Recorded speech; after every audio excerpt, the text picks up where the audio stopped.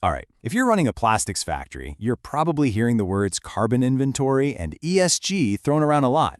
And yeah, it can sound pretty complicated. But today, we're going to change that. We're going to turn this whole thing into a clear, step-by-step plan you can actually use. You know, it really can feel like you're being chased, right? There's constant pressure. You've got new regulations breathing down your neck, and your biggest clients are suddenly asking for all this carbon data. It feels like a never-ending race. But what if we just looked at it differently? Seriously, instead of seeing this as some heavy burden, let's flip the script. Let's reframe your first carbon inventory as a factory-wide adventure game, a quest even. Think about it, it's a mission to uncover hidden potential, and it's a way to get your entire team excited and on board. Okay, so before any great adventure, you need to know why you're on the quest in the first place. And let's be clear, in today's world, this is absolutely a mandatory quest. This isn't some optional side mission anymore. It's part of the main storyline for your business. So why is this so critical? Well, it really boils down to three big things. First, you've got regulatory pressure. Things like Taiwan's Climate Change Act or the EU's CBAM, which is basically a carbon tax on goods coming into Europe, are changing the rules of the game. Second, your customers are demanding it. Big international buyers, especially out of places like Japan, won't even talk to you without a verified carbon report. And third, and this is the best part, there's hidden treasure. This whole process helps you find the energy-guzzling monsters in your factory, and slaying those monsters means direct cost savings for you. And if you need proof of where that treasure is buried, just look at this number, 91.5%. In a real case study of a plastics factory just a couple of years ago, a massive 91.5% of their carbon emissions came from just one thing, the electricity they bought. This tells you that your biggest problem is also your single greatest opportunity to save money. All right, every epic quest starts with assembling the right party, right? You can't do this alone. So, your very first move is to put together your core carbon hunting team. So how do you build this A-team? It's pretty straightforward. First, you create an internal ESG task force. You've got to bring in people from different areas.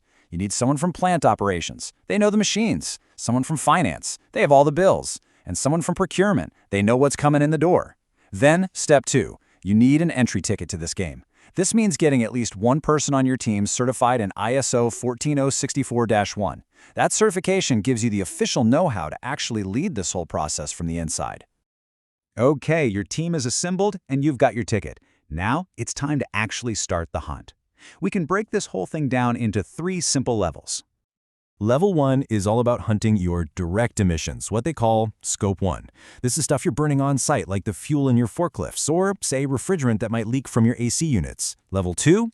Well, this is the big one. This is decoding your electricity use, or Scope 2. All you have to do is grab your 12 monthly power bills and add up the total kilowatt hours. That's it. Remember that 91.5% number? This is where you find it. And finally, level 3 is where you wrap it all up.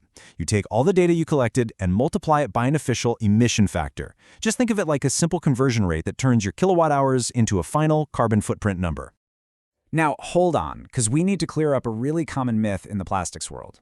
A lot of folks think the plastic pellets themselves are the big carbon source. But actually, the carbon that's in the plastic itself doesn't get released when you're doing injection molding.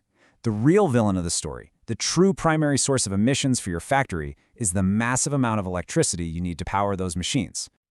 So you've done the internal hunt. You've created your inventory. That is a huge win. But to make that work count out in the real world, it's time to level up and face the final boss, which is third-party verification. So what in the world is that? Well, think of it just like a financial audit, but for your carbon numbers. You hire a professional outside group, and their experts come in and double-check everything. Your data, your math, your methods, to make sure it's all accurate and by the book.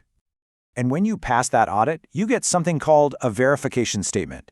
And trust me, this is way more than just a piece of paper. This is your medal of credibility. It's the proof you show to your customers and to regulators that says, hey, our numbers are real and you can trust them. Okay, so you've completed the entire quest. You've built the team, you did the hunt, you even got verified. But what you'll find is that the report itself, well, that's not the real treasure. You've actually unlocked something way more valuable. You've unlocked a whole treasure chest, and inside there are 3 amazing things. First, you get a carbon reduction treasure map. You now know exactly where the energy hotspots in your factory are, which tells you precisely where to focus to save money. Second, you now hold a golden key for new business. That verified report lets you walk into any client meeting with total confidence. And third, you've built a stronger team. By going on this adventure together, you've gotten everyone, from finance to the factory floor, on the same page about sustainability. And really, this quote says it all. You have to stop seeing carbon inventory as a heavy burden. It's not. It's a treasure hunt to find your factory's hidden potential and to make your business stronger and more competitive for the future. So now you have the blueprint. You know how to create your very own carbon reduction treasure map. The only question left is, where are you going to start digging first? Good luck on your quest, and thanks for joining me.